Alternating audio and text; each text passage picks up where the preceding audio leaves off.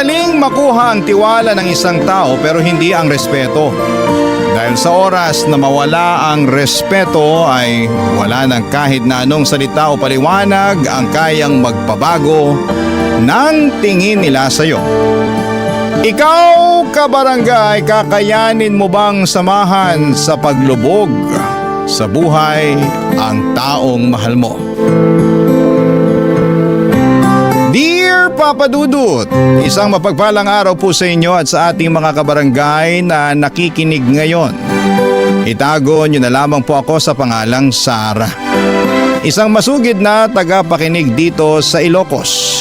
Gusto ko lang i-share ang kwento ng buhay ko na naniniwala ako makapagbibigay ng aral sa ating mga kabarangay. Nakilala ko ang asawa kong si Rolly noong makifiesta ako sa bahay ng isang kaibigan. Pinsan siya ng kaibigan ko at si Rolly daw mismo ang nag-request na ipakilala siya sa akin. Mula noon ay madalas na kaming magkausap sa text o tawag.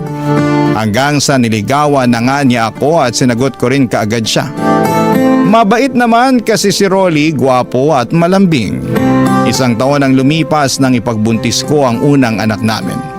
Dahil nasa tamang edad naman kami noon, nagdesisyon na kaming magpakasal kaagad, Papa Dudut.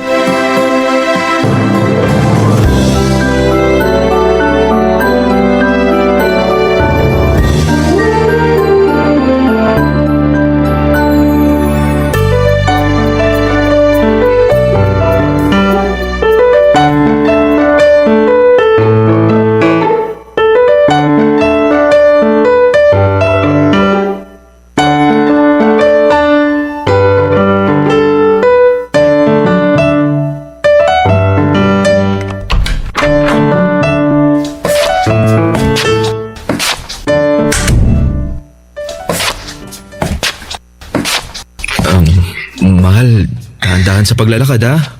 Malapit na tayo sa sofa kaya kumapit ka lang dito sa braso ko. Mahal, kaya ko namang maglakad. Ikaw talaga, oh. Siyempre, iniingatan lang kita tsaka yung anak natin. Oh, yan, maupo ka na dito sa sofa. Yan, dahan-dahan lang ha. Grabe, ang bigat na talaga ng tiyan ko ngayon. Kaya nga dapat mas mag-ingat ka sa mga kilos mo. Lalo na ngayon, ilang buwan na lang, manganganak ka na. Excited na talaga ako pero medyo kinakabahan din. Ako din naman. Kahit hindi ako yung manganganak, sobrang kinakabahan din ako. Alam mo, sa totoo lang, medyo nagigilty ako eh. Ha? Bakit ka naman nagigilty? Wala lang. Naisip ko lang na baka hindi pa talaga tayo handa na maging magulang. Teka, nagsisisi ka bang nagpakasal tayo? Syempre hindi. Yun naman pala eh. Ibig sabihin, may tiwala ka sa relasyon natin. Nakakayanin nating dalawa yung responsibilidad na to. Mahal, pasensya ka na. Minsan talaga, hindi ko na alam kung ano yung pumapasok sa isip ko. May mga oras nga na naguguluhan na rin ako sa nararamdaman ko eh. Ang alam ko, normal lang yan sa nagbubuntis. Yung maguluhan ka sa mga bagay sa paligid mo o kahit sa sarili mo. Alam mo, mabuti na lang din at hindi ako masyadong nahirapan sa paglilihi. Siguro kasi palagi ka rin nasa tabi ko. Binibigay mo lahat ng gusto kong kainin. Kaya mahal, thank you ha. Kasi hindi ka napapagod na asikasuhin ako. Yun na lang kasi ang kaya kong gawin. Kung pwede nga lang na ako na lang ang magbuntis para wala ka na talagang hirap na pagdaanan eh. Saka ako dapat ang magpasalamat sa'yo. Kasi hindi ka nagdalawang isip na magpakasal sa akin. Alam mo naman na pangarap ko dati na magkaroon ng buong pamilya, di ba? Bata pa lang kasi ako nung maghiwalay ang mga magulang ko. At tinupad mo yung pangarap ko nung alokin mo na ako magpakasal sa'yo. Mahal, sinabi ko sa'yo dati pa na wala akong ibang gustong makasama sa habang buhay kundi ikaw lang. Wala na makilala kita. Alam ko na sa sarili ko na ikaw na yung pang forever ko. Kaya nga nang sabihin mo sa akin na magkakaanak na tayong dalawa, sobrang saya ng puso ko eh. Lalo na nung pumayag ka magpakasal sa akin. Isa yun sa pinakamasayang araw sa buhay ko. Naiyak naman ako sa mga sinasabi mo, mahal. Sinasabi ko lang naman yung totoo. Na tutuparin ko lahat ng pinangako ko sa'yo sa loob ng simbahan. Mamahalin kita ng tapat. Ikaw at ang magiging anak natin. Ako rin.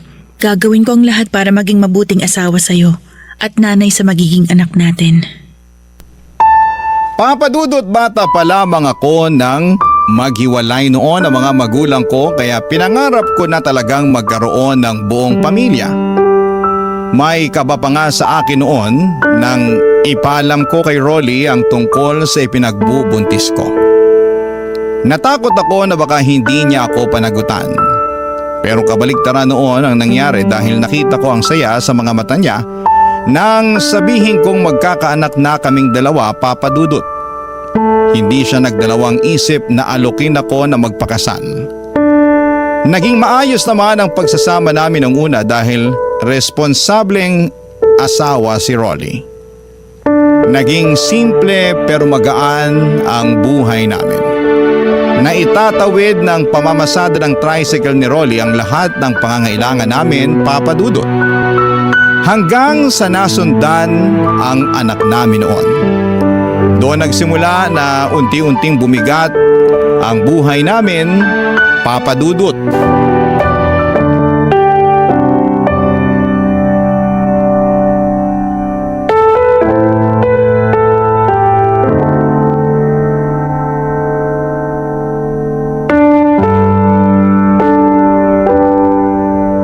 Nagugutom ka ba? Hindi. O may gusto ka bang ipabili sa kantin? Pagkain? May iinom? Wala. Mahal, wala ka rin masyadong kinain kagabi bago ka matulog. Kailangan mo lagyan ng laman yung tiyan mo para makabawi ka ng lakas mo. Kapapanganak mo pa lang. Hindi pwede na hayaan kitang manghina. Pero wala nga kasi akong gana. Sige, ipagbabalat na lang kita ng mansanas kung ayaw mong kumain ng… Mahal, hindi mo ba narinig yung sinabi ko? Wala akong kahit na anong gustong kainin. Isa lang ang gusto kong gawin ngayon at alam mo kung ano yon. Mahal, Gusto kong makita yung anak natin, Rolly. Gusto ko na siyang mayakap. Sarah, hindi pa pwede sa ngayon. Nasa incubator pa rin siya eh. Rolly, hindi ko maintindihan kung saan ba ako nagkulang. Ginawa ko naman lahat ng tamang pag-aalaga sa sarili ko habang pinagbubuntis ko siya eh. Bakit kailangan na maranasan niya lahat ng hirap na to? Mahal, Tana. Baka makasama pa sa katawan mo yan. Lalo yung pag-iyak mo ngayon. Magiging maayos din si baby. Ha? Kaya kailangan natin magpakatatag para sa kanya. Pasensya na, mahal. Nagiging mahina na naman ako eh. Ayos lang, mahal. Normal lang kung ano man yung nararamdaman mo ngayon. Basta kailangan lang talaga natin magpakatatag. Lalabas nga pala ako mamaya kasi susubukan ko manghiram ng pera sa pinsan ko. Nagalaw ko na rin kasi yung natitirang ipon natin para sa panganganak mo eh. Kung hindi lang kasi sana napaaga yung panganganak ko at wala sa incubator si baby, baka hindi naubos yung ipon natin. Sorry, mahal. Naku, huwag kang mag-sorry, mahal. Kasi wala namang may gusto nang nangyari sa inyo ng bunso natin. Sige, susubukan ko na lang din na manghiram sa ibang kamag-anak ko para may pandagdag naman tayo ng panggastos dito sa ospital. Sige, mahal. Kung wala ka namang maihiraman, huwag mo nang pilitin, ha? Ako na lang ang gagawa ng paraan para mabayaran natin lahat ng kailangan dito sa ospital.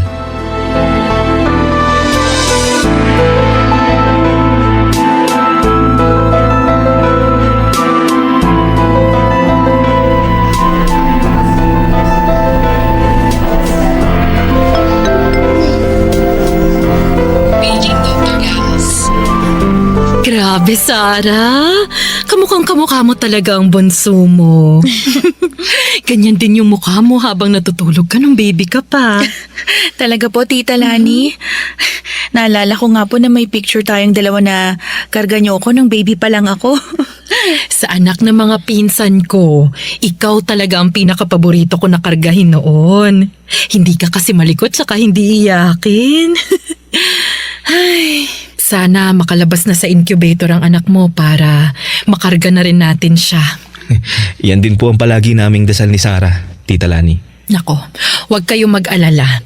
Mabait ang Diyos at mabuti kayong mga magulang. Kaya sigurado ako na pakikinggan niya ang mga dasal niyo.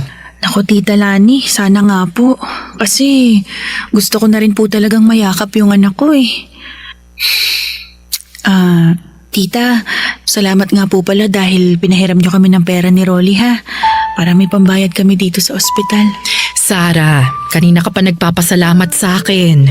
Sabi ko naman sa'yo, hindi ba? Nandito lang ako kapag kailangan nyo ng tulong kasi malaki ang naging utang na loob ko sa nanay mo.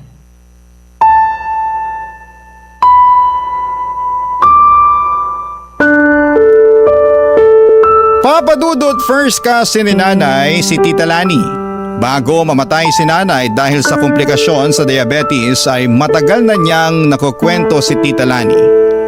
Hindi ko na rin siya noon nakita dahil ang alam ko ay nagtatrabaho na siya sa abroad noong nasa elementary pa lamang ako. Naging friends lamang kami sa social media at nang makita ko na nandito na pala siya sa Pilipinas ay naglakas loob ako na i-message siya para hingaan ng tulong. Napaaga kasi ang panganganak ko at malaki ang naging gastusin namin sa ospital at sa awa ng Diyos ay hindi nagdalawang isip si Tita Lani na puntahan at tulungan kami. Malapit lang pala kasi ang tinitirhan niya mula sa ospital kung saan kami nakakonfine ng anak ko. Kaya naman malaki ang naging pasasalamat ko talaga sa pagtulong na ginawa niya sa amin noon nung kailangan namin siya, Papa Dudut. Barangay Love Stories. Barangay Love Stories. Papa Dudut, isang buwan pa ang lumipas nang sa wakas ay mailabas na rin namin ng ospital ang bunso naming anak. Kaya lang ay hindi doon natapos ang kalbaryo namin. Naging sakitin siya at kinailangan ng mamahaling gamot para sa kanya. Nang mga panahong yon ay baon na talaga kami sa utang. Hindi na namin alam kung saan pa kami kukuha ng panggastos sa bahay. Nag-aaral na rin kasi noon ang panganay naming si Joshua kaya patong-patong na talaga ang gastusin namin. Dumating pa sa point na hindi na kami nakakabayad ng inuupahan naming bahay. Naiiyak na lamang ako gabi-gabi sa mga problemang dumarating sa amin ng asawa ko. Hanggang sa naglakas loob na akong muling lumapit kay Tita Lani. Hindi naman niya ako binigo at inalok pa nga kami na doon na muna tumirapan samantala sa bakanting paupahan niya, Papa Dudut.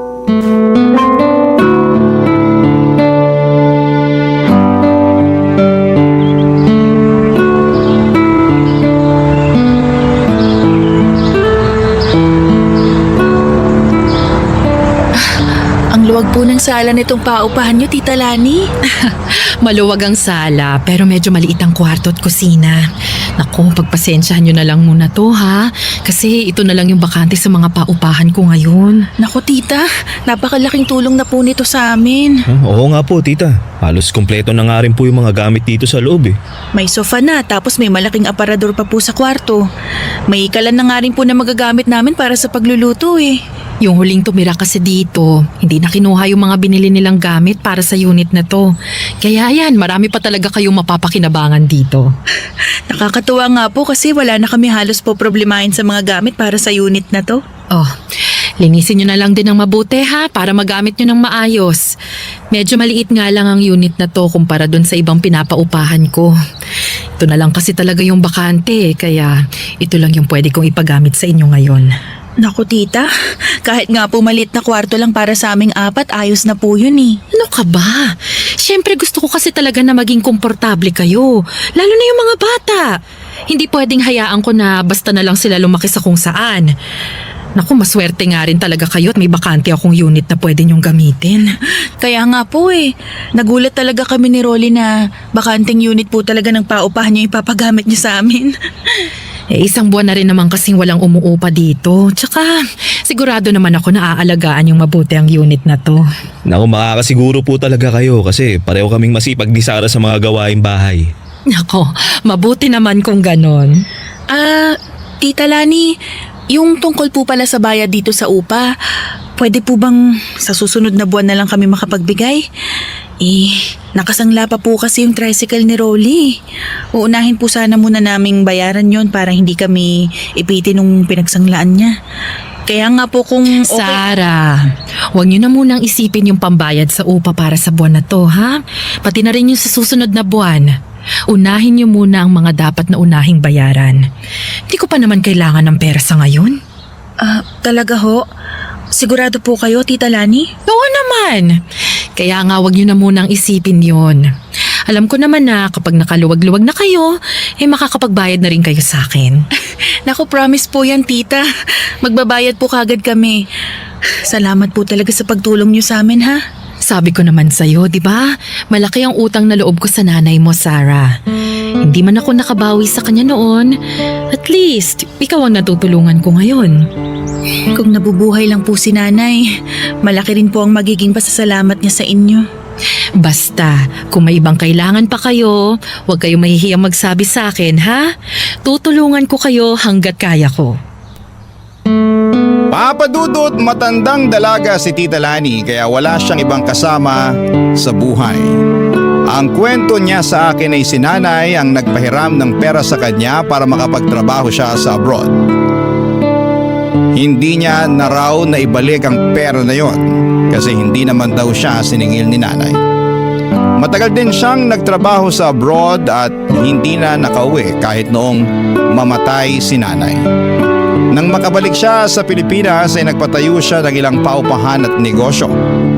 Yung bakanting paupahan niya na may kumpletong gamit ang pinagamit niya sa amin ng libre. Nahihiya talaga kami noon ni Rolly pero tinanggap namin lahat ng tulong na binibigay niya. Ang sabi ni Tita Lani kung hindi daw siya pinahiram ni nanay noon ay hindi siya makakapag-abroad. At hindi niya maipupundar lahat ng negosyo na meron siya sa ngayon. Kaya gusto niya makabawi kay nanay at ang ginagawa niya na yon ay ang paraan niya sa pamamagitan ng pagtulong niya sa aming mag-asawa, Papa Dudut.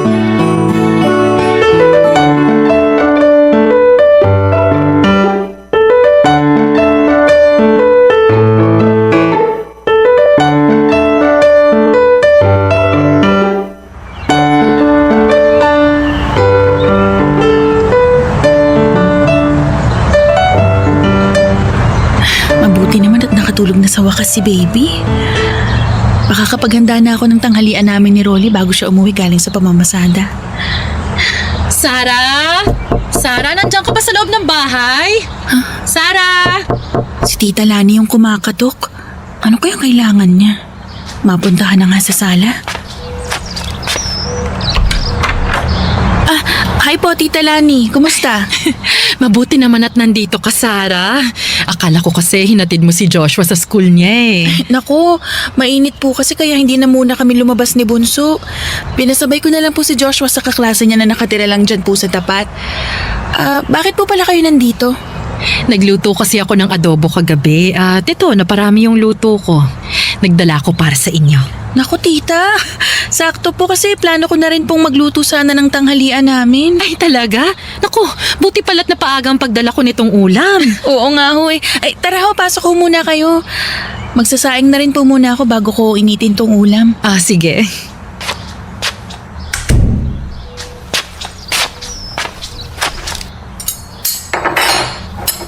Oh, Sarah, kumusta naman kayo dito sa tinitirhan nyo? Eto ho, maayos naman po kami dito. Malakas ang ulan ng isang araw ah. Wala ba kayong naging problema sa mga tulo mula sa kisame? Wala naman ho, Tita. Maayos naman po yung kisame nitong bahay at wala rin pong kahit na anong tulo kahit na malakas yung ulan. Mabuti naman kung ganon. Siya nga pala, kamusta na nga pala yung bayad nyo para dun sa pinagsanglaan ng tricycle ni Rolly? Nakapagbayad na ho kami dun sa pinsan ni Rolly. Hindi niya na rin kami tinatakot na kukunin niya yung tricycle ng asawa ko. Sarah naman kasi. Bakit naman kasi dun pa nangutang si Rolly? Parang ang sama ng ugali nun eh. Alam naman ng pinsan niya na yung tricycle lang na yun ang pinagkukunan nyo ng panggasto sa araw-araw. Tapos tatakutin pa kayo na kukunin yun sa inyo kapag hindi ka agad nakapagbayad ng utang sa kanya. Kaya nga ho sinabi ko kay Rolly na unahin na muna naming bayaran yung pinsan niya eh. Ang laki pa ng interes na kinailangan namin bayaran. Grabe naman talaga ang pinsan na yan. Parang hindi ka mag-anak. Naku, ganun po yata talaga yung nagagawa ng pera, Tita. Sana matuto na si Rolly na lumapit at humingi ng tulong sa tamang tao.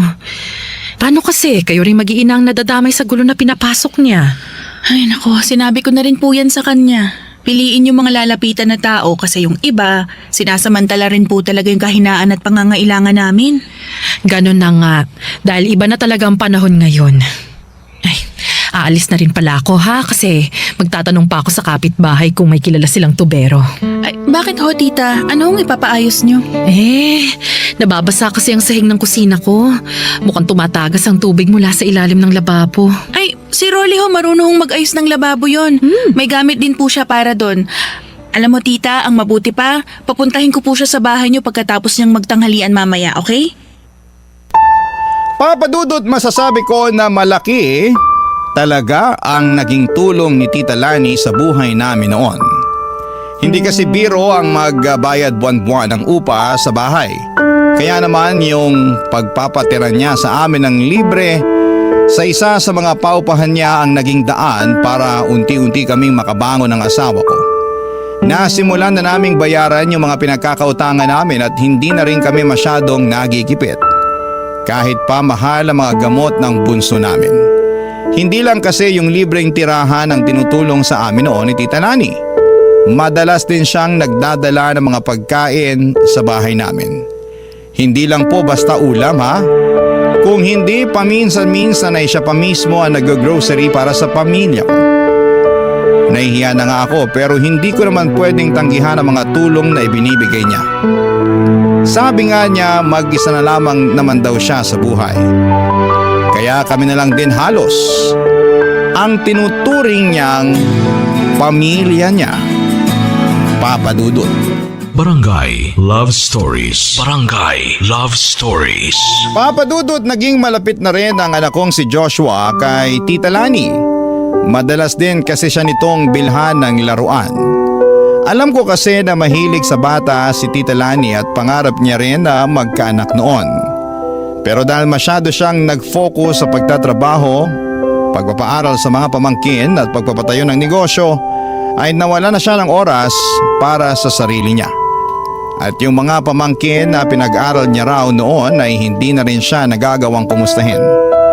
Kaya naman pinagpapasalamat niya rin na dumating kami sa buhay niya. Kasi naramdaman niya ulit kung paano ang magkaroon ng isang pamilya. Marami nga palang alam sa pagkukumpuni ang asawa kong si Rolly. Dati kasi siyang nagtatrabaho sa isang talyer at kahit pag-aayos ng lababo o iba pang parte ng bahay ay kaya niyang gawin. Kaya naman sa tuwing may kailangang ayusin sa bahay ni Tita Lani si Rolly ang madalas na pinapatawag niya Papa Dudut.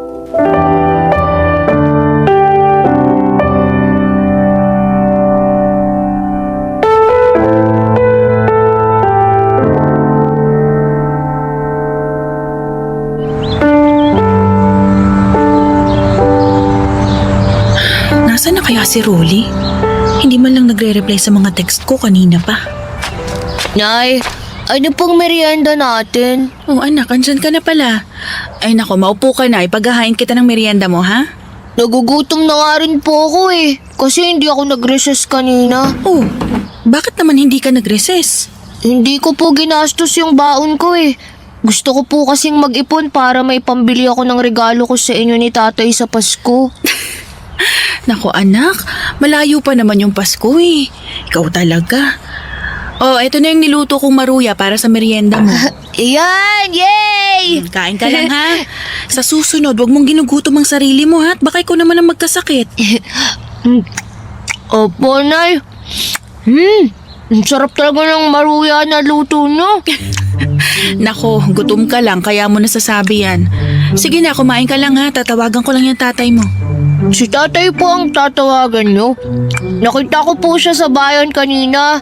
Pero hindi niya po ako nakita eh. Kasi nakasakay na po ako ng jeep. Talaga? Opo, Nay. Doon ba sa may paradahan ng tricycle mo ba siya nakita? Eh, kanina ko pa kasi siya tinitext pero hindi siya nagre-reply eh. Hindi ko po siya doon nakita eh. Pero nakita ko pong pumasok sila sa may malaking tindahan na malapit po sa palengke. Pumasok? Sila? Eh, sino naman kasama ng tatay mo kanina nung makita mo? Si Lola Rani po, Nay.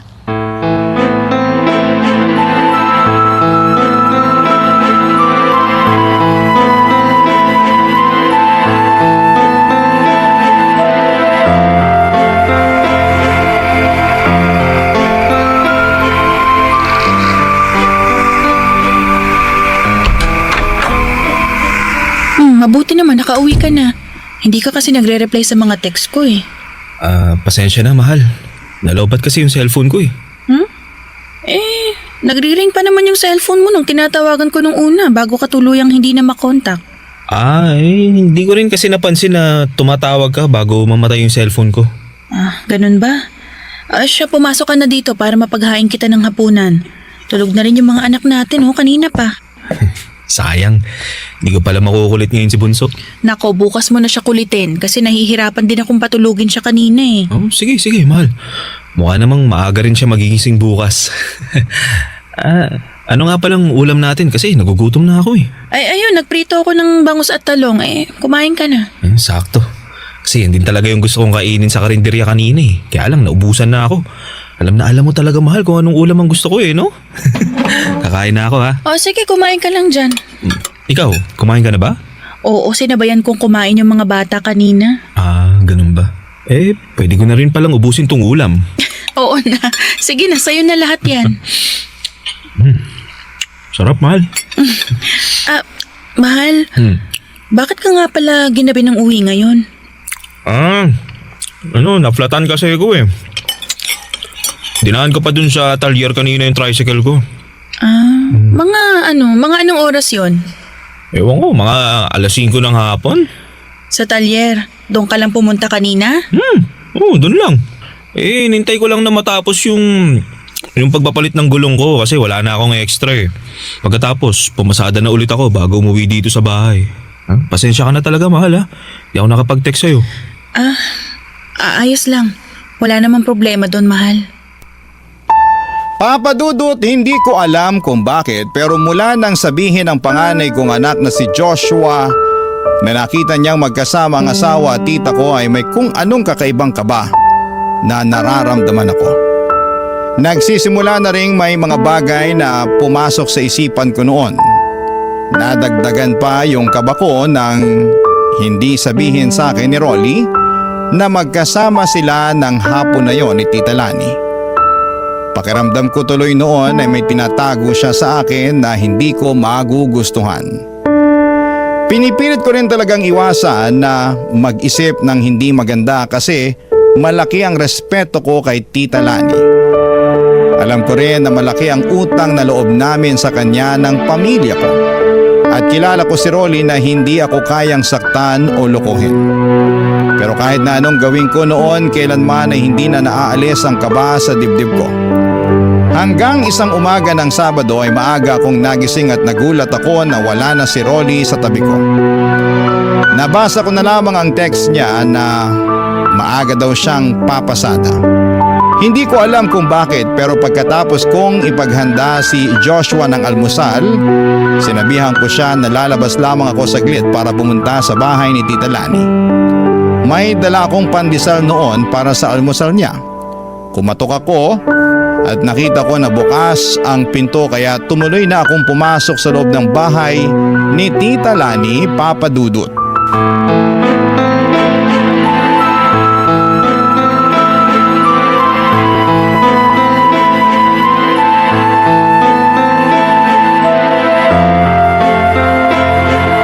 Tita Lani!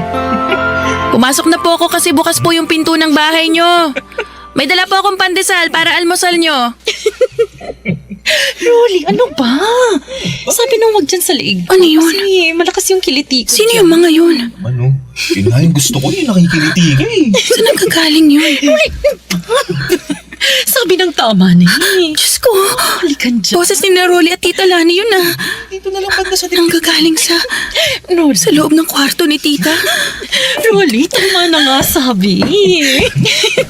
Huwag sabi dyan. Sige ka, baka hindi ko mapigilan ang sarili ko. Ano naman?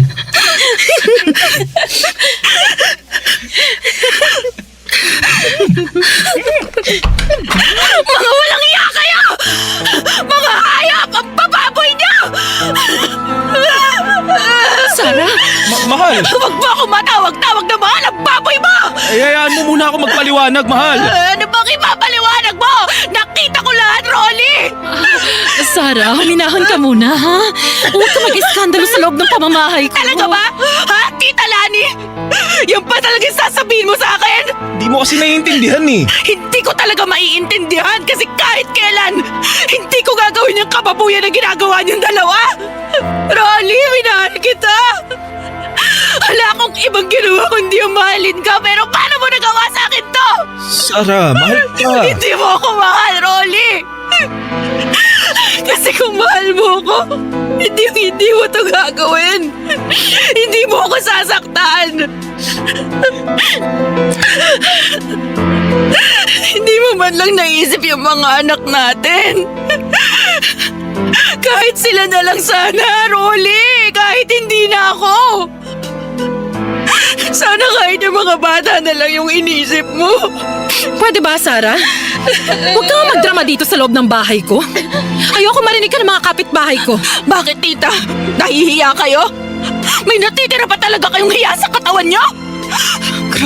Grabe ka! Sobrang taas pa naman ang respeto ko sa inyo. Tapos asawa ko pa pala nilalandi niyo? Bakit kasi hindi ka muna tumingin sa salamin para malaman mo kung bakit ka niloko ng asawa mo? Lani, tama na. Totoo naman ang sinabi ko, di ba? At ikaw mismo ang nagsabi sa akin na mas mabango at magaling ako sa kama kesa dyan sa asawa mo. Sabi ng tama na eh. Ano? Kakampihan mo na siya ngayon? Siya na ulit ang gusto mo? O sige, magsama-sama kayong lumaya sa pamamahay ko at sa unit ko na tinitirahan nyo ngayon ng libre. Lalayas talaga kami ng mga anak ko kahit hindi mo sabihin yan. Kasi hindi ko kayang tumira kasama ng mga anak ko sa bahay na pagmamayari ng isang malanting kagaya mo. Sara, teka, sandali lang. Bitawan mo ako, Rolly!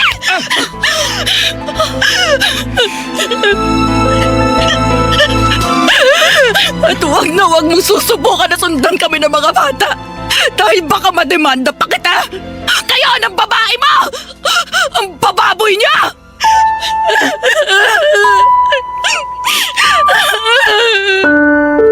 Papa Dudut, hindi talaga ako makapaniwala sa nakita ko noong araw na yon. Kung paanong maglandian sina Rolly at Tita Lani sa loob ng kwarto niya. Pakiramdam ko ay sasabog ang puso ko sa sobrang sakit ng nararamdaman ko. Na parang kulang na lamang ay lamunin ako ng lupa. Sa ilang taon na relasyon namin noon ni Rolly, kahit kailan ay hindi niya ako niloko o sinaktan. Kaya naman sobrang laki talaga ng tiwala ko sa kanya. Sa sobrang laki, hindi ko pinansin ang mga bagay na dapat matagal ko nang binibigyan ng atensyon. Yung pagbabago ni Rolly ng password sa cellphone niya, pag-alis ng maaga, at pag-uwi ng malalim na ang gabi. Pati na ang madalas na pagpunta ni Tita Lani sa asawa ko sa bahay niya para magkumpuni ng kung ano-ano doon. Hindi na lang pala bahay ng tita ko ang kinukumpuni ng asawa ko. Maging ang sirang lababo sa bahay niya kung hindi pati na rin mismo ang may-ari nito. Hindi na ako nagdalawang isip pa na hiwalayan si Rolly, Papa Dudut.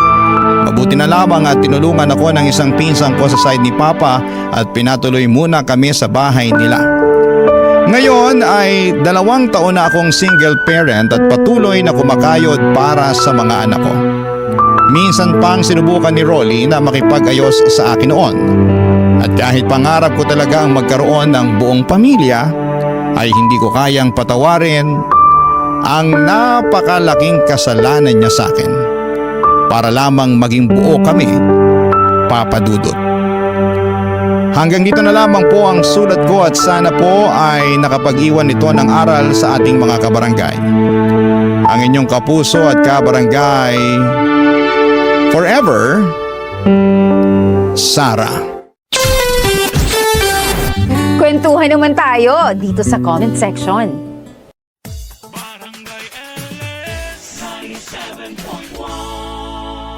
Forever. Mga kwento ng pag-ibig, kwento ng pag-asa, at mga kwento ng buhay dito sa Barangay Love Stories. Love Stories.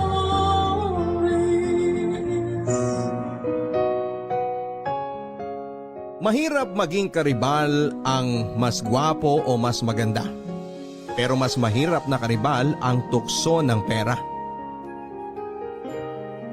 Dear Papa Dudut, isang magandang araw po sa inyo at sa lahat ng ating mga kabarangay.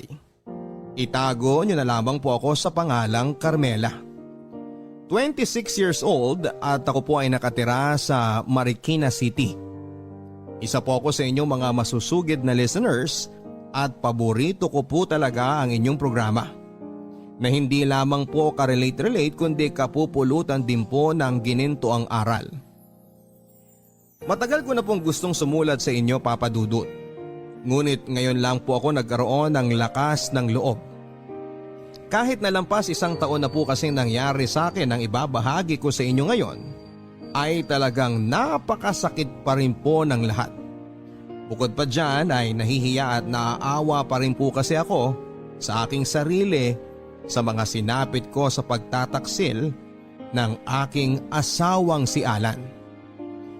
2017 po noong kinasal kami ni Alan, Papa Dudut.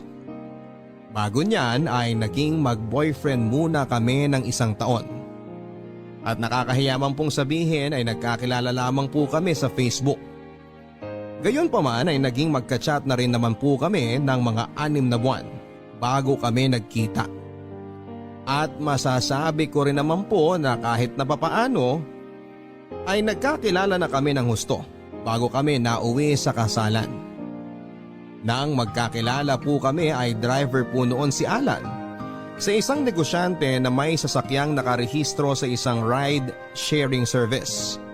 Samantalang ako naman po ay caregiver ng isang mayamang matanda na nakatira sa Quezon City. Taong 2017 din nang mamatay ang aking inaalagaang matanda. Kaya't nang pumanaw na ito ay natapos na rin po ang aking serbisyo sa pamilya nila. Masasabi ko pong naging close na rin po ako sa pamilyang yon dahil halos 3 taong ko rin pong inalagaan ang matanda bago ito binawian ng buhay. Nakatira po ang matanda sa poder ng kanyang mga anak, sina Ma'am Gilda po at Sir Mike. Tulad ng karamihan ng mga mayayaman, madalas din po silang wala sa bahay dahil busy sa kanilang trabaho. At ang mga anak naman po nila ay nakatira sa kondo na malapit sa mga universidad kung saan sila nag-aaral. At dahil ako nga po ang caregiver ng matanda, ay kapag may mga reunion at mga pagsasalo-salo ay kasama din po ako. Kaya't kilalang kilala ko na rin po ang kanilang pamilya. Pati na ang kanilang mga sekreto. Alam ko po na kahit na mukhang maayos po ang pamilya nila sa labas, ay marami po silang problema. Tulad na lamang ng pagiging babaero ni Sir Mike, nakita ko pong sobrang apektado si Ma'am Gilda. Kaya naman sobrang naging banidosa ito at naging suki ng derma, ng gym at ng salon. At doon ko nga po naisip na mas mabuti na nga po siguro ang maging mahirap kesa mayaman nga pero miserable naman sa sariling bahay at pamilya. Nang natapos na po ang serbisyo ko sa pamilya, ay nahirapan po akong makakuha ng ibang employer. Kamalas-malasan nga po dahil ilang buwan pa lamang kaming kasal noon ni Alan at nag-iipon dahil nagbabalak na nga po kaming magkanak. Kaya naman na nagtanong si Ma'am Gilda kung meron daw po ba akong kakilala na mapagkakatiwalaan na pwede nilang maging personal driver ay nirekomenda ko po si Alan.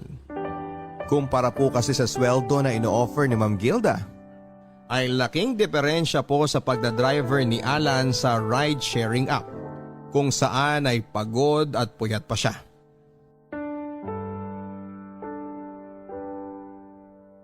Ano mahal, kumusta ang pag-uusap niyo ni na Ma'am Gilda at Sir Mike? Ayun, maganda. Si Sir Mike lang ang nakausap ko kanina. Wala yung asawa dahil nasa bakasyon daw. Pero yun na nga, ang una kong trabaho sunduin sa airport sa Biyernes. Kumusta naman? Kumpirmado ba yung sahod? Oo, at saka may health and medical insurance pa. Professional na professional. Tapos may sarili pa akong kwarto ron. Pwede rin ako matulog dun kung sakali may mga emergency at gabi ng hatid o sundo. Oo, swerte nga ako sa kanila Kuminsan nga, pumepetiks na lang ako at nag-e-enjoy dun sa bahay kasi kadalasan naman tulog yung matanda. Napakalaki nga ng bahay at ang ganda. Sosyal na sosyal. Parang mas mayaman pa ata sila doon sa operator namin dati. Kaya nga rin talagang ingat ang mga yon at hindi kumukuha ng basta-basta ng mga tauhan dahil nga yayamanin. Isa pa, laging wala dun sa bahay. Kami lang ng mga maid ang naiiwan. Sana umabot din tayo sa puntong ganun, no, mahal? Yung may ganun na tayo kalaking bahay, kumakain ng masasarap araw-araw at nakakapagsuot ng mga magagarat mamahaling damit. Sana nga, may awa ang Diyos. Pero alam mo mahal, kahit naman sila ganun kayaman, parang hindi ko pa rin ipagpapalit ang isang tahimik at mapagmahal na pamilya. Kasi kahit ganun sila, naku, watak-watak yan sila. Ang daming drama ng mga kamag-anakan yan. Sila mismo nag-aaway dahil sa mana, pera, mga negosyo. Tapos kahit nasa isang bahay lang yan sila, magkakaiba yan ng kwarto. Ano? Hindi sila magkasama ng asawa niya sa kwarto? Oo no, halos hindi nga magkibuan yung mga yan. Kung sa bagay, minsan lang din kasi nagpapang-abot yan sila sa bahay. Si Sir, laging wala out of town. Si Ma'am Gilda naman, may sarili ring negosyo, pero mas pa-party-party lang ang inaatupag. Yung mga anak nila, tuwing weekend lang din umuwi dahil nga sa mga kondo nga rin nakatira na malapit sa eskwelahan nila. Nagkakasama-sama lang sila tuwing weekend at bakasyon. Ang lungkot naman pala. Kaya nga, kung papipiliin ako, mas okay na yung umalwan lang ng konti yung buhay natin kaysa naman maging kasing yaman nga nila. Pero parang ang naging kapalit naman, pagkawasak ng mga personal nilang buhay. Huwag ka mag-alala. Kahit na yumaman tayo ng ganun, hinding-hindi sa atin mangyayari yun. So, promise? Pexman, mamatay man! Baka mamaya, malaman ko na lang pinupormahan mo na yung mga kasambahay doon ha. O kaya baka isama-sama ka ni Sir sa mga pinupuntahan niya mga beer house. Naku, subukan mo lang talaga. Si Ma'am Gilda naman yung magiging pinakaamo ko. At ano naman mapapala ako sa mga lakad nun? Puro matrona mga kaibigan nun, panigurado. At saka, bakit pa ako maghahanap ng iba? Kung yung asawa ko pang Miss Universe na ang ganda. Sus, bulero.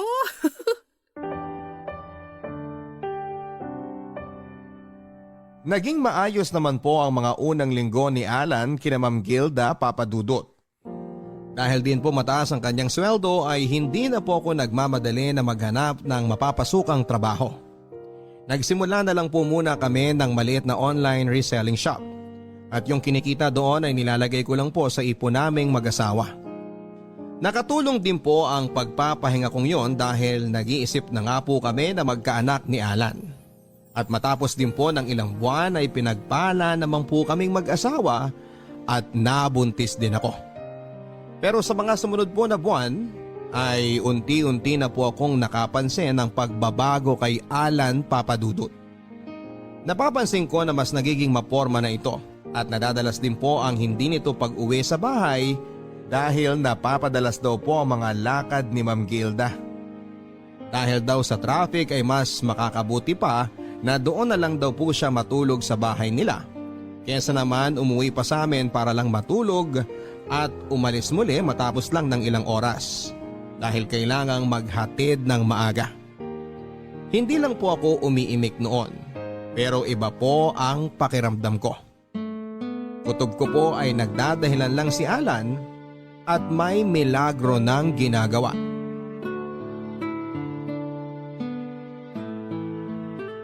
Karen, may gagawin ka ba sa isang linggo?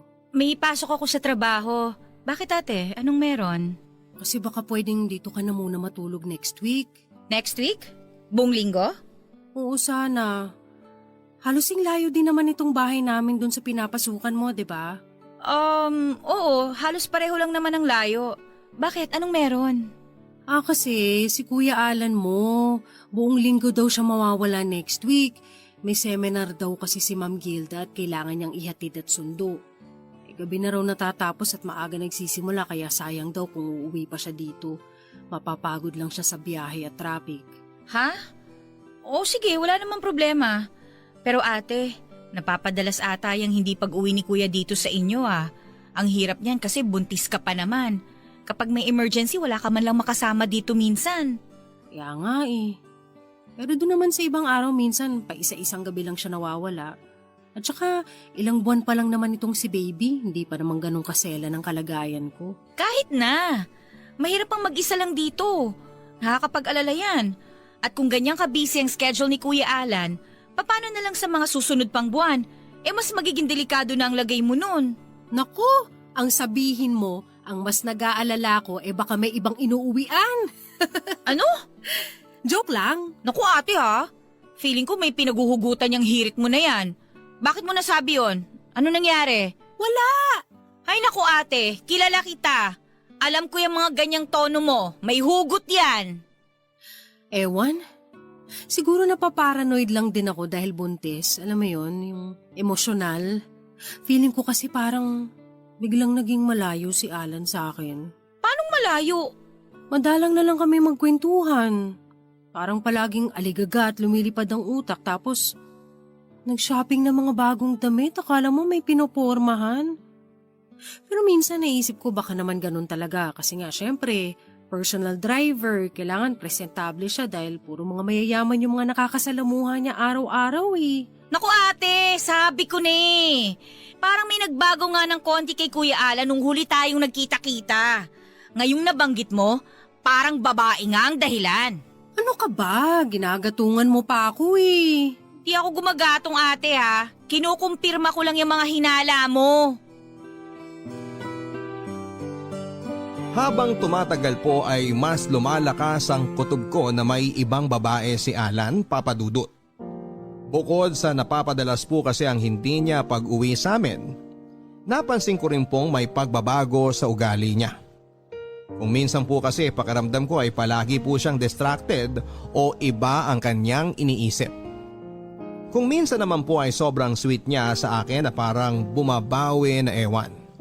Pero kahit na gano'n naman po, kahit na papaano ay hindi naman po siya nakakalimot sa mga obligasyon sa amin. At never po naming naging problema ang pera. Hanggang isang araw ay may napansin akong kakaiba sa damit ni Alan. May kakaiba po itong amoy, pabango ng babae. Nung una ko po itong napansin ay binabaliwala ko lamang ito. Pero nang napapadalas na po ang napapansin kong amoy sa kanyang mga damit, ay kinompronta ko na po si Alan, Papa Dudut. Pero kagaya ng inaasahan ay tinanggi niyang may babae siya. At ang idinahilan niya, ang amoy daw na yon ay air freshener daw sa kotseng minamaneho niya. Matapos pong i-deny ni Alan na nambababae siya ay mas lalo po akong nagduda sa kanya, Papa Dudut. Kitang-kita ko po kasi sa reaksyon niya na nagulat po siya sa aking sinabi at halatang nag-iisip lang ng maidadahilan. Kaya po mula nang kinompronta ko po si Alan ay naging mapagmasid na po ako sa mga kinikilos niya. Pati po sa social media accounts niya ay iniimbestigahan ko na rin. Chinek ko ang lahat ng mga babaeng hindi ko kilalang nasa friend list niya. At tinitignan ko kung posible kayang yon ang kinakalaguyo niya. Pero wala po akong nakitang kakaiba. Sinubukan ko rin pong makialam sa cellphone ni Alan, Papa Dudut at alamin ang password niya. Pero hindi ko po makuha-kuha. Hanggang sa isang araw ay may napansin po akong kakaiba kay Alan. Ang dami niya pong mga bagong damit at pabango. At lahat po yun ay branded at mga mukhang original. Pero ang pinagtataka ko po ay parang kahit na marami siyang mamahaling damit at gamit, ay hindi pa rin naman kami kinakapos sa pera. Nagsimula na po akong magtaka kung saan siya kumukuha ng ekstrang pera niya.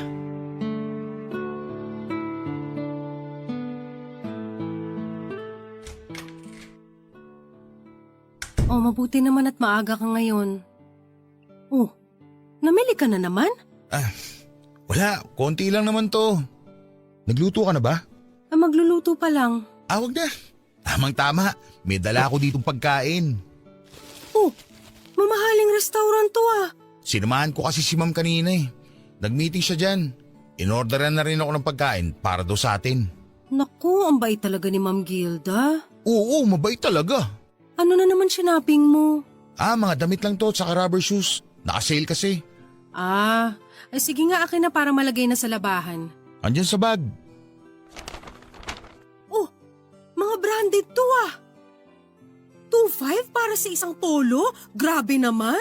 Yan yung original price. 500 ko lang nabili ang mga yan. Teka, 3 to ah. Tapos may mga t-shirt pa. Kung 500 ang isa nito, magkano inabot? Mura lang yan. Mga naka-sale na yan. Aba kung 3 to, 1,500 para sa polo lang. Alan, alam ko na kailangan mong bumili nitong mga magagarang damit para sa trabaho, pero parang nakakapanghinayang naman. Ilang damit na mabibili mo sa 500? May bonus naman ako eh. At saka, hindi naman tayo kinukulang dito, di ba? Yung rubber shoes na yan. Mukhang original yan at mamahalin na. Magkano naman yan? Basta, 2,000, 3,000. basta mura lang yan. Naka-sale din yan. Alan, sana yung mga ganyan, iniipon na lang natin. Bakit? Meron pa rin naman ako naiipon ah. Sa totoo lang yan nga ang pinagtataka ko eh. Ano? Bakit kahit pa na yung bili mo ng mga mamahaling gamit, hindi tayo kinakapos sa pera? Magaling ako mag-budget eh. Bakit ba? Ikaw din naman dyan sa online mo ah. Hindi naman ako humihingi dyan sa mga kinikita mo dyan ah. Bumibili ka rin naman ng mga gusto mo. Pero hindi mga ganyan kamahal na hindi na practical bilhin. Hindi naman tayo mayaman eh. Bakit? Ngayon lang naman ako bumili ng mga ganitong bagay para sa sarili ko ah. At saka akala mo lang mahal yung mga yan. Pero kumpara sa mga chipipay na damit, yung mga yan taon bago masira. Andun na ako. Pero nagtataka ko kung saan mo kinukuha ang extra mong pera. Alam ko ang sweldo mo at alam kong hindi mo kayang bumili ng mga ganyang kamahal. Ano na naman bang pinapalabas mo? Nagtataka lang ako kung saan ka kumukuha ng extra. Binibigyan ako ng bonus minsan. Pag nagpapabili, kadalasan hindi na inukuha yung sukli. Iniipon ko at yun ang pinambibili ko ng mga yan. O ano?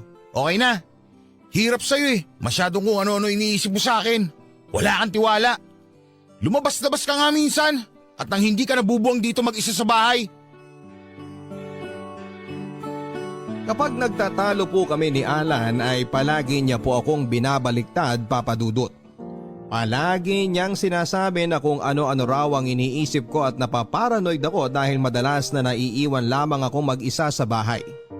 At dahil daw buntis ako, kaya ako nagiging emosyonal.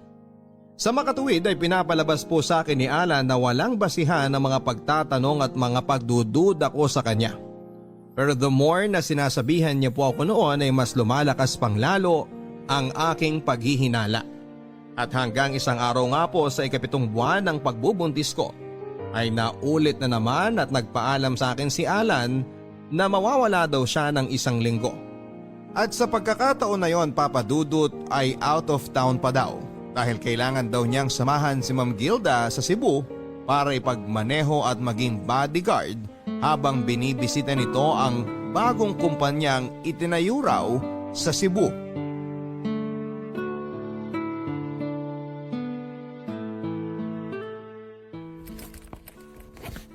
Ha? 1 linggo? Oo, may ribbon cutting at kung ano-ano pang gagawin daw dun eh. Bakit wala ba silang driver doon sa Cebu? Wala na raw yung driver dun eh. Nagretiro na. Ang andun lang daw sa bahay nila, yung caretaker. Bakit hindi na lang doon kumuha na magmamaneho? Kabisado mo ba yung Cebu? May wish naman eh. Kaya nga ako isasama dahil sa akin nagtitiwala. Siyempre mga mayayaman yan. Paano kung kidnapin yan? Paano kung hold upin yan doon? Palibhasa kasi wala kang kalam-alam sa mga buhay ng mga mayayaman. Bakit ka galit? Nagtatanong lang naman ako ah. Para kasi may pinapalabas ka na naman eh. Hoy Alan, huwag kang nga defensive. Siguro may tinatago ka talaga no? Umamin ka nga. Saan ka ba talaga pupunta? Sa Cebu nga. Tumahimik ka na nga lang. Buntis ka, di ba? Pinapahamak mo magiging anak natin dahil dyan sa mga walang kakwenta-kwenta mong pagdududa. Ako? Ako pa ang magpapahamak sa anak natin? Ikaw nga tong lalayas ng 1 linggo at iiwan ako dito mag-isa na pwede ako manganak anytime? Bakit? Di ba pumayag naman si Karen na makasama mo dito? At hindi naman tayo makakaabala sa kanya. Babayaran naman natin siya. Yan nga problema sa'yo eh. Nagbago na yung ugali mo. Para sa'yo lahat ngayon nabibili na ng pera. Feeling mo mayaman ka. Ano? Hoy Carmela, tandaan mo. Kung hindi sa pagtatrabaho ko, hindi tayo mabubuhay dito. At bakit mo sa akin sinusumbat yan ngayon? Di ba kasunduan natin? Ikaw muna magtatrabaho at ako magpapahinga para magkaanak na tayo? Hindi lang ako may gusto nito. Plano natin to. Problema sa'yo, parang nakalimutan mo na mga plano natin eh. Parang nakalimutan mo nang may pamilya ka at magiging ama ka na. Ang OA! Napaka-OA mo! Sa halip na singhalan mo ko at maging defensive ka dyan, kausapin mo na lang ako ng maayos at sagutin mo ng maayos ang mga tanong ko. Bakit? Ano bang tanong mo? Saan ako pupunta, di ba? Sa Cebu. Anong gagawin ko ron? Magmamaneho ko ron. Magtatrabaho ko para may maipangkain tayo dito. Kanina ko pa yan nasagot. Ano pa pinuputok ng butsi mo dyan? Di ako naniniwala. May babae ka. Tumigil ka nga! O ito, tawagan mo si Ma'am Gilda. Dali! Kumpirmahin mo! O ano? Ayaw mo? Eh di sige, ako ang tatawag at ipapakausap ko sa'yo para matigil ka na. Wag na! O ano? Ngayon ayaw ka. Magagalit ka tapos hindi mo naman kaya panindigan. Ikaw Carmela ha, kontrolin mo yung emosyon mo. Tandaan mo, kapag ikaw nakunan dahil dyan sa mga imahinasyon mo, kasalanan mo lahat yan. Labas ako dyan. At hindi kita mapapatawad kapag may nangyari masama sa anak natin dahil dyan sa kaoean mo na yan. Tinuloy po ni Alan ang kanyang biyahe papunta ng Cebu, Papa Dudut. Pero hindi ko po talaga maalis sa sarili ko ang pagdududa kung talagang aalis siya para sa trabaho. O nagdadahilan lang siya para makipagkita at makasama ang kalaguyo niya. Pero dahil nga po sa ikapitong buwan ko na yon ng pagbubuntis ay iniwasan ko na lamang po ang ma-stress. Medyo natakot din po ako sa babala ni Alan na baka makunan ako dahil sa kakaisip ng kung ano-ano. Kaya kahit na napakahirap po sa akin ay pinigilan ko pong maparanoid at magalit. Pero sa ika-4 na araw sa out of town ni Alan ay hindi ko na po napigilan ang sarili ko, Papa Dudut. At dahil dati ko na rin namang naging amo ay meron pa rin po akong personal na number ni Ma'am Gilda. At nangahas na nga po ako at tinext ko siya upang kumpirmahin kung may biyahe nga ba siya sa Cebu at kung kasama niya si Alan. Sumagot naman po si Ma'am Gilda sa text ko at kinumpirma na nandun nga sila sa Cebu at kasama niya raw po doon si Alan. Sa totoo lang po ay hindi ako makapaniwala noong una. At inihanda ko na ang sarili ko na makabasa ng bagay na ikakagalit ko kay Alan. Pero dahil nga po kinumpirma naman ni Ma'am Gilda na kasama niya si Alan, ay bahagya na pong napayapa ang pakiramdam ko. At sa totoo nga lang po ay medyo nakonsensya din po ako. Baka nga naman masyado akong nagiging OA kagaya nga ng sinasabi ni Alan. At kung ano-ano ang naiisip ko dahil buntis ako at emosyonal. Pero sa pag-uwi po ni Alan ay hindi ko po akalain na mauuwi sa malaking away ang pag-text ko kay Ma'am Gilda. Sumbat niya po sa akin ay hiyang-hiya daw po siya kay Ma'am Gilda dahil tinext ko pa daw po ito at inistorbo para lamang sa kababawan at pagsiselos ko. Sobrang nag-guilty po ako noon, Papa Dudut, at napahiya din kay Ma'am Gilda. Gayon pa man dahil sa pagwawala pong yon ni Alan ay mas lalo ko po tuloy naramdaman, Papa Dudut, na may maling nangyayari. Hindi ko lang po matukoy kung ano yon.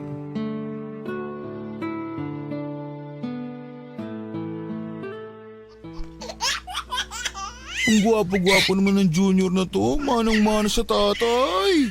Mahal, kailan natin pabibinyagan si Junior? Kakausapin ko yung pare doon malapit sa village ni Ma'am Gilda. Magpa-schedule na tayo. Ang ganda ng simbahan na yun. Sosyal na sosyal. Ang ganda sa pictures. Medyo malayo yun ah. Bakit di na lang dito sa malapit para mas marami tayong mga kakilala na pwedeng makapunta? Ang litong simbahan dito sa atin eh. Ang gulo-gulo pa sa kalsada. Ang daming mga vendor at mga nanlilimos. Mabuti na doon sa simbahan na malapit kina Ma'am. Tahimik na, sosyal pa. Naku baka mas mahal naman dun. At saka paano ang reception? Di ba dapat medyo malapit lang din dun sa simbahan para madaling makapunta ang mga tao? Di doon na lang din sa malapit. Ang daming mga restaurant doon. Ang mahal na mga restaurant dun ah. Puro mga class. Hindi natin kakayanin. Akong bahala sa magagastos. Ang mahalaga, maging espesyal ang binyag ni Junior. Mahal. Hindi naman mahalaga yung laki ng simbahan o sosyal na kakainan. Ang mahalaga, mabinyagan ng bata. Yun lang. Ano ka ba naman? Isang beses lang bibinyagan ng anak natin tapos titipirin mo? Tapos paano pagtanda niya? Yung mga pictures na makikita niya, dugyot yung itsura ng lugar. Alan, ano ba nangyayari sa'yo? Hindi ka naman dati ganyan ah. Ang sa akin lang, ngayong medyo umaangat na estado natin, dapat naman umangat na rin kahit papano yung mga kinakainan at lugar na iniikutan natin. Ako na gagastos para dun. Huwag mo nang tipirin ang anak mo. Okay, sige. Ikaw ang masusunod. Sino kukunin natin mga ninong at ninang? Naisip ko si Ma'am Gilda. Si Ma'am Gilda? Papayag ba yun? Nasabihan ko na siya at pumayag na siya. Ha? Sigurado ka? Baka nahihiya lang tumanggi. Hindi naman niya tayo ganun ka-close at ang yaman-yaman nun parang nakakahiya. Kaya nga mas okay na kunin ninang kasi mayaman yun. Pero hindi naman yan ang punto ng pagkuha ng ninang. Ang mga ninong at ninang ang silbi niyan, sila yung tatay yung magulang sa mga inaanak nila kapag namatay yung mga totoong magulang. Ano ka ba, Carmela? Ang dami mo sinasabi dyan, mga wala namang kwenta. O di sige, Ma'am Gilda na kung sinasabi mong pumayag na siya. Si Sir Mike kinuha mong ninong. Hindi na, si Ma'am Gilda na lang. Alam mo namang hindi magkasundo yung dalawang yun At saka pamahiin, di ba? Bawal gawing ninong at ninang ang mag-asawa.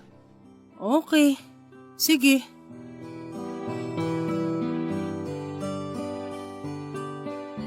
Nang nag-uusap po kami ni Alan tungkol sa binyag ng aming anak ay doon na po biglang may pumitik sa aking realisasyon at paghihinala na ni minsan ay hindi ko akalaing sasagi sa utak ko. Sa loob po ng maraming buwan ay kung sino-sino mga babae ang pinaghinalaan ko na posibleng kalaguyo ni Alan. Mga ex-girlfriend niya, mga babaeng nag-add sa kanya sa social media, mga babae na namit niya habang nagtatrabaho siya. Pero ni minsan ay hindi ko po naisip na posibleng si Ma'am Gilda ang kinakabitan niya. At nang naisip ko po yun, ay biglang parang nagkaroon ng kasagutan ng lahat ng aking mga tanong. Mga mamahaling damit ni Alan, yung pagiging banidoso niya, at higit sa lahat ay ang pagiging pakawala niya sa pera. Ayoko man pong isipin dahil nakapalagayan ko na po ng loob sina Ma'am Gilda. At bukod pa dyan ay medyo nandidiri din ako dahil sa kasing edad na ng nanay ko si Ma'am Gilda. Ay unti-unti na rin pong bumigat ang paghihinala ko na boy toy ni Ma'am Gilda ang asawa ko.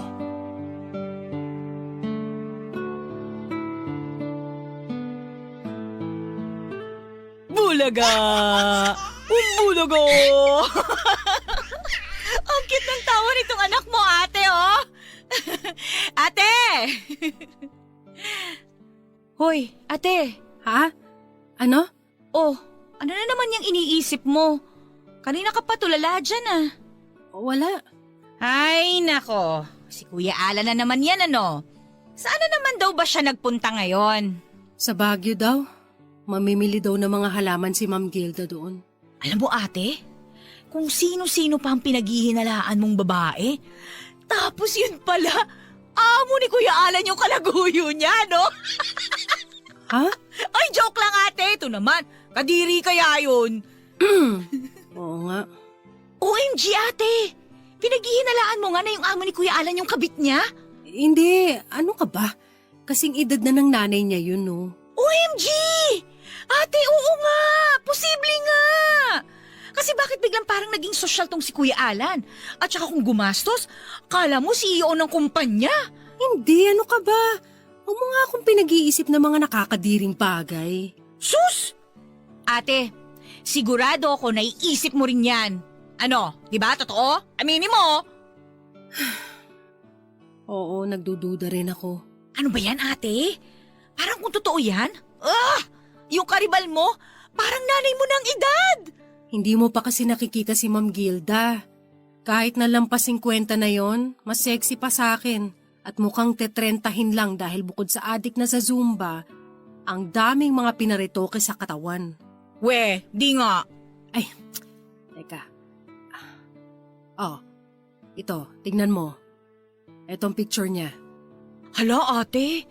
Oo nga. Medyo halata mo ng konti na may edad na. Pero ang katawan, in fair, parang hindi pa nanganak. At hindi naman sa pag-aano ate ha. Pero parang kabahan ka nga kung ito man yung ipinagmamaneho ni Kuya Alan araw-araw. Pero baka naman napaparanoid lang ako, Karen. Malaki na rin ang tiwala ko kay Ma'am Gilda. Kung meron mang babaeng nagsusustento kay Alan, baka isa sa mga amiga ni Ma'am Gilda. Hindi rin naman magagawa sa akin to ni Ma'am.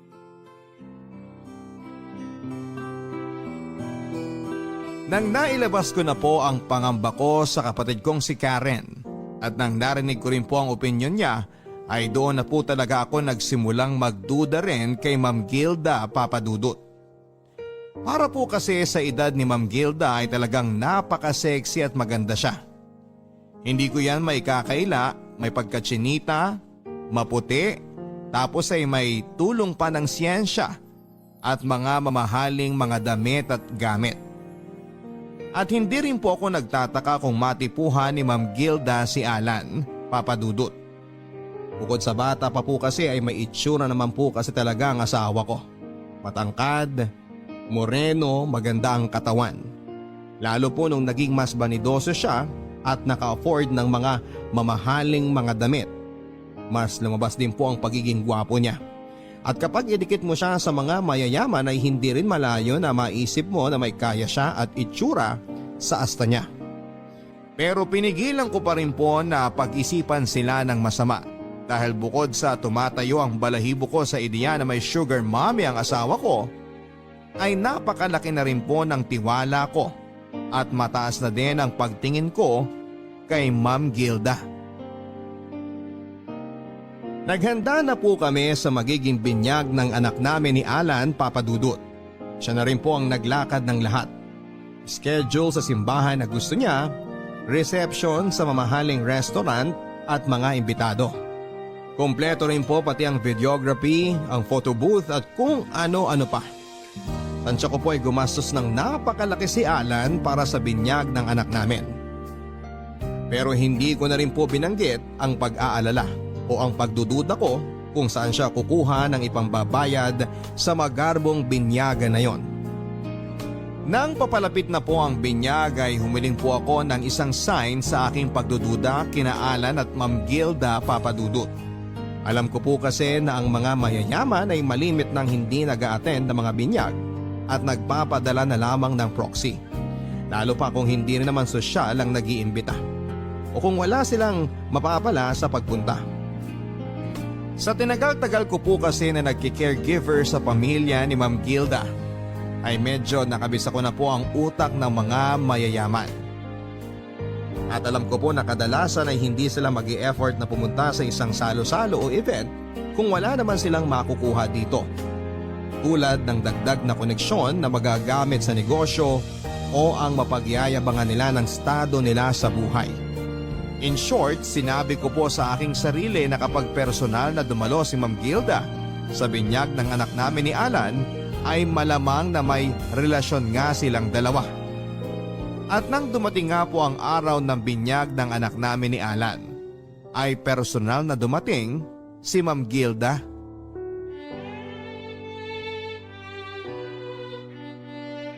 Ma'am Gilda, dito na kayo maupo sa table namin.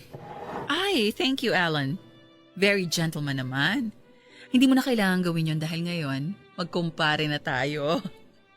Oh, Carmela, long time no see. Oo nga po, long time no see po, Ma'am Gilda. Oh, wag ka nang mailang at ngayon magkumare na rin tayo. Buti naman po at napaunlakan ninyo itong munting selebrasyon ng pamilya namin. Naku, syempre naman, kayo naman. Parang pamilya ko na rin kayo, no? Salamat po. Parang nanay na rin po ang turing namin sa inyo ni Alan. Grabe ka naman makananay kay Ma'am Gilda, Carmela. Batang-bata pa yun si Ma'am, oh. Oo nga, Carmela. Ano pa yan? Age is just a number. Oo nga po Parang nakakatandang kapatid nga lang namin kayo. Yan. Older sister. That's more like it. Ma'am, wine pala. Gusto nyo, ikuha ko na kayo ng wine? O sige. Pero ano bang wine ang meron sila dito? I don't think meron sila nung gusto ko. Pero it's okay, Alan. Don't worry about it. Mamaya na lang ako magwa-wine. Sige po. So, kumusta pala, Carmela? Medyo tumaba ka ng konti since nung huli tayong nakita, ha? Ganun po ba? Naku, sinasabihan ko nga yun mag-gym kaso ayaw. Tamad naman. Naku, Carmela, dapat kahit nanay ka na, hindi mo pa rin pababayaan ang katawan mo. Oo nga po eh. Baka mambabae pa tong si Alan ano. Nga po pala, Ma'am Gilda. Ano pala yung air freshener ninyo sa kotse? Ang bango-bango po eh. Parang gusto kong maglagay din sa CR namin. Air freshener? Yan po oh. Naamoy ko nga po sa inyo nung nagbeso-beso tayo kanina. Ang bango po kasi. What?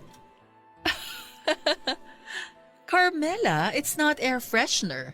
It's my customized perfume that I ordered from France. Talaga po? Kasi naaamoy ko rin yan kay Alan eh. At ang sabi niya air freshener daw sa kotse. Carmela! Sobrang dami niyo po ba maglagay ng pabango kaya pati sa damit ng asawa ko dumidikit? Kuminsan nga po abot hanggang brief eh. Carmela, ano ba? Excuse me? Carmela, anong gusto mong palabasin? Ma'am, huwag niyo napansinin yan. Wala naman po akong gustong palabasin.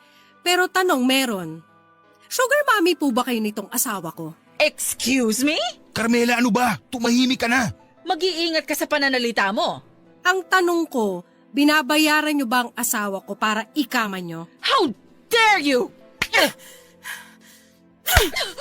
Ano ba? Tama na, Carmela! Tama na! Make her stop! Bitawan mo si Ma'am Gilda! Stop it! Tama na yan!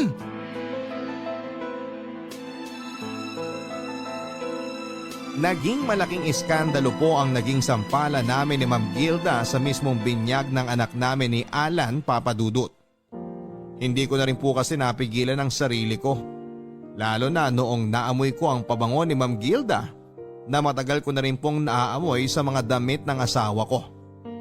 Nang nasinghot ko po ang pamilyar na amoy na yon ay bigla pong parang sinampal din ako ng realisasyon na siya nga, si Ma'am Gilda nga, ang kabit ng asawa ko. Matapos nang nangyari sa binyag ay hindi na rin po ako tumuloy sa bahay namin ni Alan Papadudut. Kasama ang aking anak ay dumiretso na ako sa bahay ng kapatid kong si Karen. Sa punto pong yon ay handang-handa na po akong makipaghiwalay kay Alan. Pero matapos ang ilang araw nang medyo kumalma na ako, ay unti-unti na rin po akong natakot. Natakot na lumaki ang anak namin sa isang broken family. At higit sa lahat ay natakot din po ako. Natakot ako na paano kung nagpadala lang po ako sa aking emosyon at wala naman talaga silang relasyon ni Ma'am Gilda. Kung tutuusin po kasi ay amoy lang naman ang pabango ni Ma'am Gilda ang naging batayan ko para isipin na siya ang kabit ng asawa ko. Kung tutuusin ay wala pa rin po akong konkretong ebidensya sa pambababae ni Alan. Pero matapos po ang ilang araw ay nakuha ko na po ang konkretong ebidensya na hinahanap ko. Nakaramdam po ako ng kakaiba sa maselang bahagi ng aking katawan. At nang nagpa-check up po ako, nalaman kong may STD po pala ako.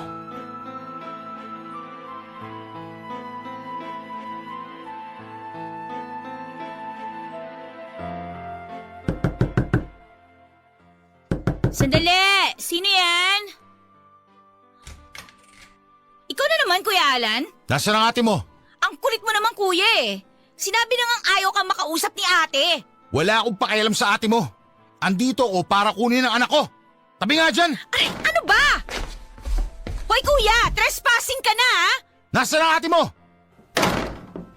Anong ginagawa mo dito? Kukunin kong anak ko! Bitiwan mo ang anak ko! Kuya, bitiwan mo nga yung bata! Akni ang anak ko! Kidnapping ang ginagawa mo! Wala akong pake! Ate, sandali lang ha! Tatawagin ko na si Chairman! Hoy! Akin na! Ibigay mo sa akin ang anak ko! Hindi! Magkakamatayan tayo. At anong balak mo, ha? Paano mo bubuhayin tong anak ko? Dumay-dede pa to. Ipapadede mo dyan sa sugar mommy mong menopause na? Tumahimik ka! Hanggang ngayon, ipinagpipilitan mo pa rin ang kaibangan mo na nambababae ako! Kahibangan? Ay, ang STD mo, kahibangan ko rin ba? Ano? Ano, nagulat ka? Na alam ko na may STD ka, no? Wala akong STD! Saan mo nakuha yan? Diyan sa matronang gilda na yan na kung sino-sinong lalaking kinakana, di ba? Hoy, Alan! Kung sa tingin mo naka-jackpot ka na dyan sa gilda na yan, nagkakamali ka! Pag nagsawa yan sa'yo, itatapong ka lang din yan tulad ng ibang mga pampalipas oras niya. Tumahimik ka, wala nga akong STD! Kung wala kang STD, eh kanino ko nakuha ang sakit ko? Nakakatiri ka! Abamalay ko kung sino nagbigay sa'yo niyan! Kapal na mukha mo! 9 na buwan ako nagbuntis. Halos kakapanganak ko pa lang, ikaw pa lang ang gumagalaw sa akin. Hayop ka, nakakatiri ka! Wala akong alam sa sinasabi mo! Lumayas ka! Lumayas ka sa harap ko, nakakatiri ka! Hindi ako aalis dito nang hindi ko kasama ang anak ko! Hindi ko ibibigay ang anak ko sa'yo. Marumi ka! Nakakadiri ka! Masama kang tao at wala kang kwentang ama! Akin na yung anak ko! Ate, papunta na ang barangay! Ikaw ha, huwag mong hintayin na kalagkalig ka nila palabas! Lumayas ka sa harapan ko! Ayoko na makita yung pagmumukha mo!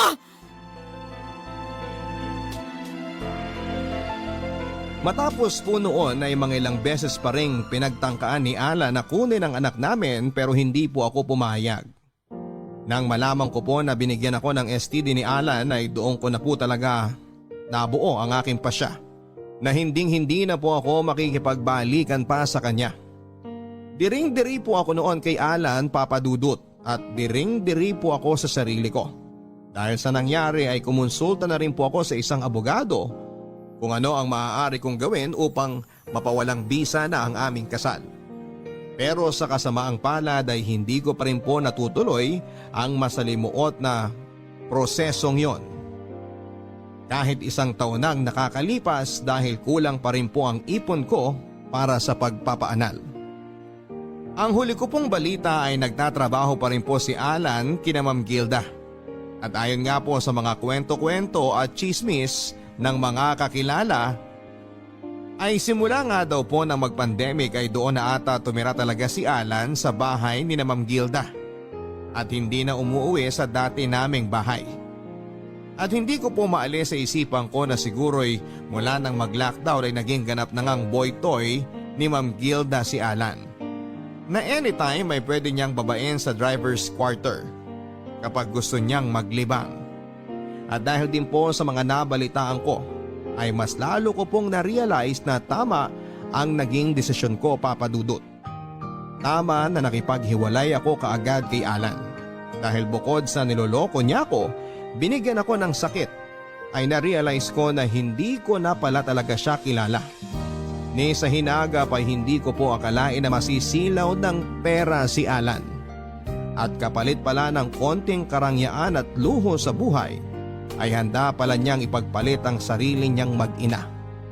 Kaya kahit na natatakot po ako na maging single mom, ay nagpapasalamat na rin po ako na maaga pa lang ay natuklasan ko na kung ano ang klaseng tao pala talaga si Alan.